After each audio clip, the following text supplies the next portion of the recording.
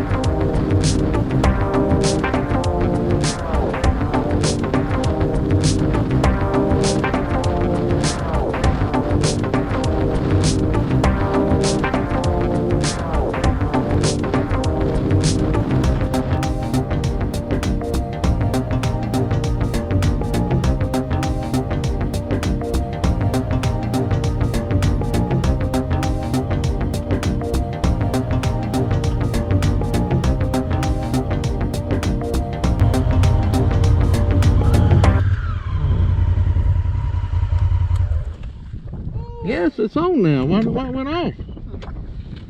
Do it. Huh? Y'all wait on me down here, but I guess I'll ride back up. Because my stupid camera quit working. Camera didn't go coming down through there? I got to get that on film.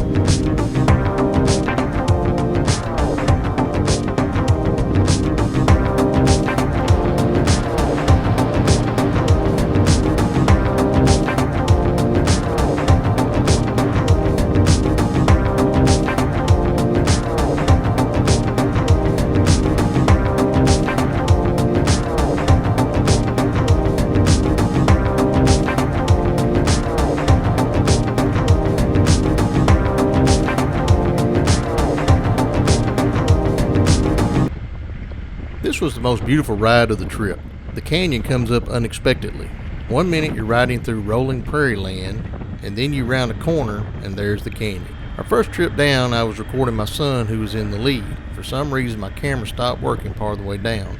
Well, there was no way I could pass up that awesome shot, so I rode back to the top by myself and this time successfully recorded the ride down. These are breathtaking views, but of course the camera doesn't begin to do it justice.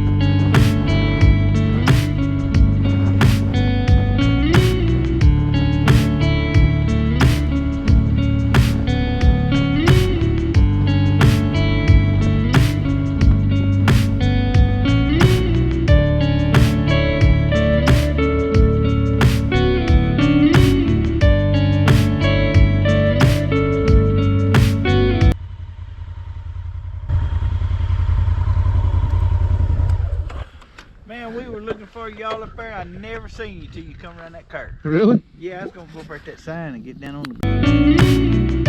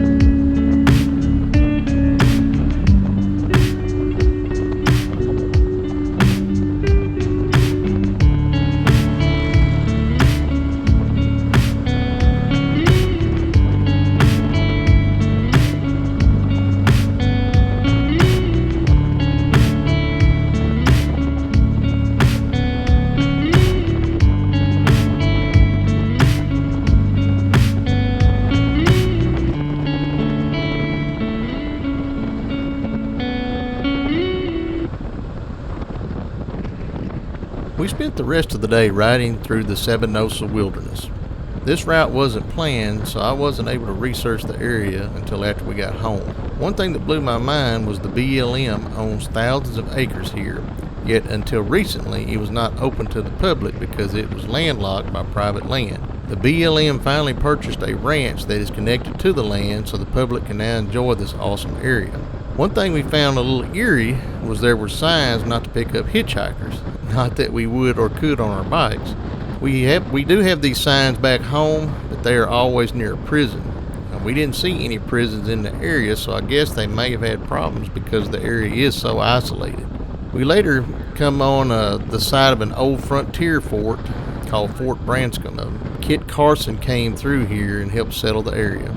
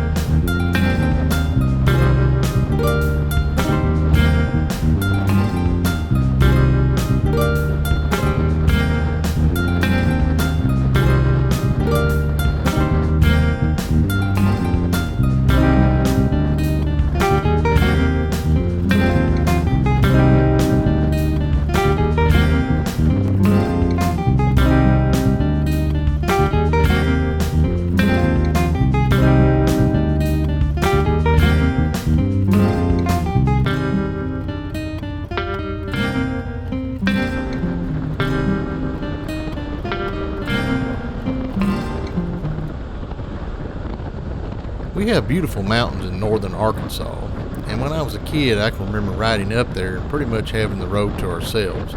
Arkansas has become increasingly populated over the last few years, so the open road is a thing of the past. That made me appreciate this ride even more. The solitude and beauty of New Mexico Highway 104 is well worth the trip. We only passed a few vehicles the entire day, and houses and communities were far and few between. As a kid growing up, I loved watching Clint Eastwood westerns. I still enjoy watching them to this day. Riding through the Sabinoso Wilderness made me think of those westerns and the music that was played in them. I tried to picture how it was riding through the area on a horse back then. In a modern way, we could relate to the cowboys of the past riding our steel horses. As I said earlier, we will be coming up on the side of Fort Branscombe. I took a picture of the sign so you can pause the video and read it if you like. Shortly after leaving this area, we arrived in Tucumcari, a town mentioned in The Good, the Bad, and the Ugly. We stopped and took pictures at the Tucumcari Railroad Station before checking into a vintage Route 66 hotel for the evening. We ate supper at the historic Dale's Restaurant. Tucumcari had the most preserved Route 66 attractions that we saw on the entire trip. I tried to capture the neon lights and have included that in this video. However, the GoPro doesn't have the best quality at night, but I think you can still make things out.